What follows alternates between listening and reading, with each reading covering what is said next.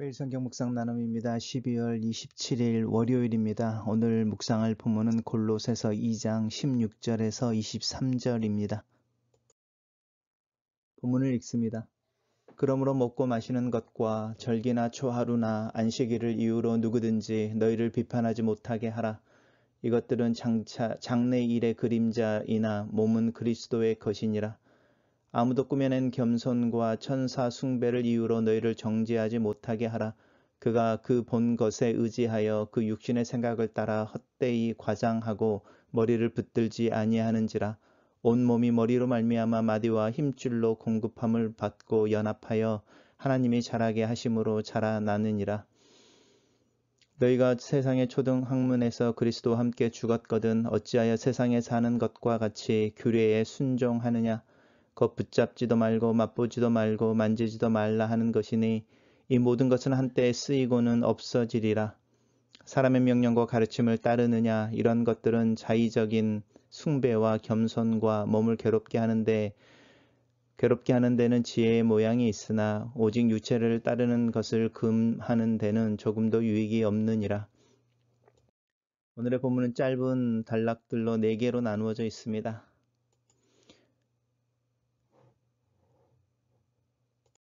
첫 번째입니다. 그러므로라고 이야기하는 부분은 우리 주일날 묵상했던 부분과 연관되어지는 부분인데, 예수 그리스도를 주로 받았으니 너는 그 예수 그리스도 안에서 예수 그리스도를 따라가는 삶, 예수님을 주님으로 인정하는 삶에 대한 지속적인 헌신에 대한 이야기가 있었고, 그 일들을 살아가는 데 있어서 헛된 철학이라든지 율례라든지 또 절기라든지 다른 가르침들에 얽매이지 말고 자유로워야 한다라는 부분이었습니다. 다시 그 이야기가 반복되어지는 거죠. 먹고 마시는 것이니까 음식에 대한 규례를 이야기하는 것이고, 절기나 초하루 또 안식일과 같은 부분은 절기에 대한 이야기를 하는 거죠. 명절이라든지 특별한 날들에 대한 이야기를 하는데, 이 먹고 마시는 것을 깨는 거죠. 먹지 말아야 될 것을 먹고 뭐 이런 부분들이죠. 또 이 유대인들이 중요하게 생각하는 그 절기를 지키지 않는 것 때문에 너희를 비판하지 못하게 해라. 왜냐하면 이것들은 장래의 그림자이나 몸은 그리스도의 것이다 라고 말하는데, 이 몸과 그림자를 한번 비교해 보십시오. 그림자라고 하는 것은 허상인 것이죠. 몸이 있어야만 나타나는 것이고, 이 그림자는 몸이 있다라는 것을 증명하는 것이죠. 그래서 이제 이 율법에 나오는 음식에 대한 규례라든지 또 많은 명절과 특별한 날들에 대한 규례는 그것들이 가지고 있는 의미들을 통하여 예수 그리스도의 나타나심, 또 그리스도의 사역의 완성의 의미들에 대해서 설명하기 위한 것이어서, 예수 그리스도가 몸으로 나타나셨을 때에 그 예수 그리스도를 따르는 삶이 그림자를 따르는 것보다 훨씬 더 중요하다라는 이야기를 하고 있습니다. 단락을 요약해 보겠습니다. 그림자인 율법과 절기는 몸인 그리스도가 오심으로 폐기되었으니 율법의 규례로 판단을 받지 말라, 이렇게 요약했습니다. 두 번째 단락은 아무도 꾸며낸 겸손이라고 이야기하는데, 꾸며낸 겸손은 뭐냐면, 하나님은 절대자이시고 죄가 없으신 분인데 어떻게 인간이 하나님을 직접 대면하고 예배할 수 있겠느냐, 그것은 너무나 교만한 것이다. 그래서 우리는 하나님을 직접 대면할 수 없으므로 하나님보다는 조금 못한 천사들을 숭배해야 된다, 이렇게 말하는 이들이 있었습니다. 오늘날도 사실은 그런 부분이 있습니다. 하나님 앞에 직접 나가기에는 우리가 죄가 너무 많은 죄인이어서 우리를 중재해주는 어떤 중간의 매개들이 필요하다라고 말을 할 때, 우리는 그런 중간의 매개자들로 우리가 이야기하는 성인이라든지 성자들을 넣을 때 우리는 사실은 동일한 실수를 범하고 있는 것일 수도 있습니다.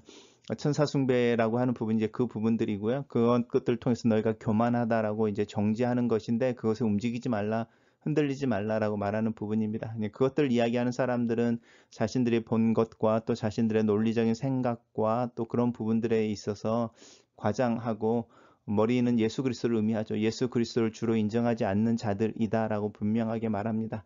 온 몸이 머리로 말미암아 마디와 힘줄로 공급함을 받고 연합할 때에만, 우리가 예수 그리스도에게 붙어 있어서 그리스도의 몸으로 존재할 때에만 하나님께서 자라게 하시는 것을 경험할 수 있다.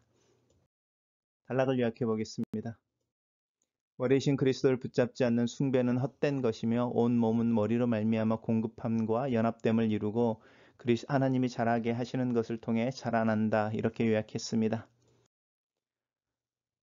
다음 단락에서는 너희가 세상의 초등학문이라고 말하는 이 초등학문이라고 하는 부분들은 이제 세상에서 이야기하는 그 당시에 헛된 철학이라든지 또 어떤 처세술이라든지 또 여러 가지 방법론에 대한 이야기를 할 수 있는 것이고 여기는 사실 율법도 포함된다고 할 수 있습니다. 그런 것들 스스로를 의롭다 하기 위해서 만들어낸 수많은 노하우나 하우투에 대한 것들이 사실은 예수 그리스도 안에서 다 죽었다라는 것이죠. 왜냐하면 예수 그리스도만이 우리로 하여금 하나님 앞에 정당하게 설 수 있게 하는, 당당하게 설 수 있게 하는 하나님의 방법이고 하나님의 은혜여서 사람들이 만들어낸 수많은 것들, 하나님 앞에 온전한 자들로 서기 위해서 만들어진 철학이나 선행이나 수많은 방법론들은 의미가 없다라고 하는 부분을 분명히 이야기하면서 그것들 너희가 알면서 어떻게 세상에 사는 것 같이라고 하는 부분, 아직도 예수 그리스도를 믿음으로 구원을 받지 못한 자들처럼 아니 육체 가운데 있어서 죽으면 인생이 끝나는 자들인 것처럼 그렇게 붙잡느냐라고 하는 부분이고, 이 초등학문이 무엇인지에 대해서 이야기되는 게 이제 먹고 마시는 이런 부분들, 작은 어떤 타부라고 말하는 수많은 타부들이라는 것을 알 수 있습니다. 단락을 요약해 보겠습니다. 초등학문에서 그리스도와 함께 죽었으니 허무한 규례의 마음을 빼앗기지 말라, 이렇게 요약했습니다.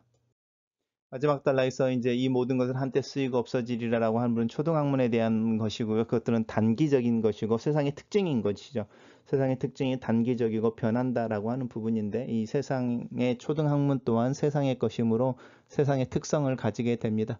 그러면서 마지막으로 사도 바울이 이야기하는 것이 사람의 명령과 가르침을 따르느냐, 그리고 이런 자의적인 숭배, 천사를 숭배하는 거라든지 위장된 겸손, 우리는 죄가 많아서 하나님 앞에 직접 나가서 하나님을 대면할 수 없다라고 말하는 그래서 우리는 더 낮은, 하나님보다는 조금 낮은 중간에 있는 중간자들을 이제 숭배해야 된다라고 말하는 거짓된 잘못된 겸손, 또 우리 안에 있는 죄성들을 죽이기 위해 우리는 금욕하고 절제하고 또 우리를 자해해서라도 참회해야 된다라고 말하는 그런 부분들은 그럴듯한 지혜의 모양이지만 사실은 육체를 따르는 것을 금하는 데는, 이 말은 이제 우리가 하나님 앞에 서는 것을 또 하나님이 합당하게 이야기하시는 그 삶을 살아가는 데 있어서는 조금도 유익이 없다, 이렇게 말하는 거죠.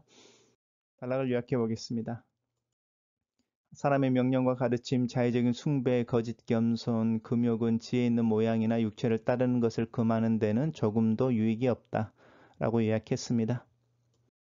첫 번째 묵상 포인트입니다. 예수 그리스도의 나타나심으로 말미암아 하나님의 뜻과 의도는 분명해졌다. 멀리 떠나간 아들이 돌아오기를 바라는 아버지의 마음과 그 아들을 달려가 껴안는 사랑이며 두 아들이 서로 사랑하며 살기를 원하는 부모의 마음이 바로 그것이다. 이 마음을 표현하고 가르치기 위한 율법의 수많은 규례와 하나님의 역사를 기억하는 절기들은 예수 그리스도의 죽으심과 다시 사심을 통하여 그 의미가 완성되었다.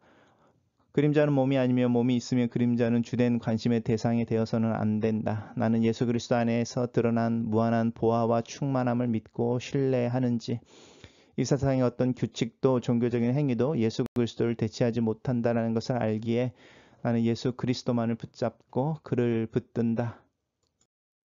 두 번째 묵상 포인트입니다. 예수 그리스도를 붙들지 않고 예수 그리스도를 주님으로 고백하지 않는 모든 행위는 우상 숭배가 된다. 믿음으로 행하지 않는 모든 신자들의 행위가 죄라고 말하는 것처럼 그리스도의 주되심을 인정하지 않거나 인지하지 못하는 잘못을 범하지 않기를 기도한다. 그리스도에게 붙어 있을 때 나는 그리스도의 몸이 되며 그리스도의 몸이 될 때 하나님으로부터 오는 온갖 은혜와 풍성한 사랑과 충만을 경험하게 되고, 그리스도를 따라가고 그리스도를 섬길 때 하나님께서 나를 더 잘하게 하시는 것을 경험하게 된다. 나는 이것을 믿는다. 그리스도를 따르고 섬기는 삶에 대해 더 고민하게 되는 이유이기도 하다. 그렇게 사는 삶이 어떤 모습일까에 대해서 고민하게 된다. 세 번째 묵상 포인트입니다. 나는 그리스도와 함께 죽었음을 분명히 한다. 세상에 대해서, 또 죄에 대해서, 내 자신에 대해서. 사람들의 평가와 판단 이전에 그리스도의 평가와 판단을 먼저 생각하고 두려워하며 하루를 산다. 많은 종교적인 예식과 활동들 또한 그리스도의 가르침을 따라 사는 삶보다 우선할 수는 없다. 나는 그리스도의 가르침을 더 배우길 원하고 그리스도의 길을 조금 더 신실하게 걷기를 기도한다. 마지막 묵상 포인트입니다.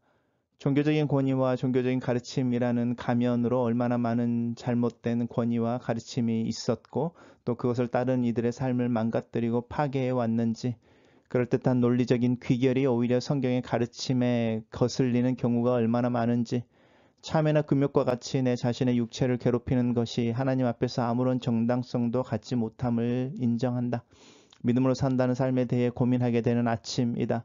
그리스도의 주권을 인정하는 삶에 대해 더 고민하게 된다. 그리스도의 길에 서기 위해 나는 많은 것을 버리고 많은 것을 떠나야 한다. 나를 따르라 라는 예수님의 부르심은 항상 떠남과 자기 부인을 요청하고 있다. 나는 과연 이 부르심의 진실을 되게 반응하고 있는지. 글로 쓰는 기도입니다. 예수 그리스도의 주되심을 주님으로 받은 자로 삶을 살고 있습니다.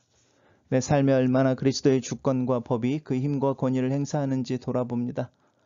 내 믿음을 붙잡아 주셔서 하나님의 풍성한 보화이신 그리스도, 비밀이신 그리스도를 따라가는 삶에 더 열심을 내기를 원합니다. 그리스도의 길에 서 있는 것을 방해하는 많은 것들을 벗어버리기를 기도합니다. 내 자신의 욕구와 판단, 내가 가지고 있는 당연하다고 생각하는 수많은 당위성들과 기준들, 내 안에 있는 두려움과 염려까지 나는 온전히 하나님 안에서 주님만을 바라고 주님을 따라가는 자로 살기를 원합니다. 예수님 이름으로 기도합니다. 아멘.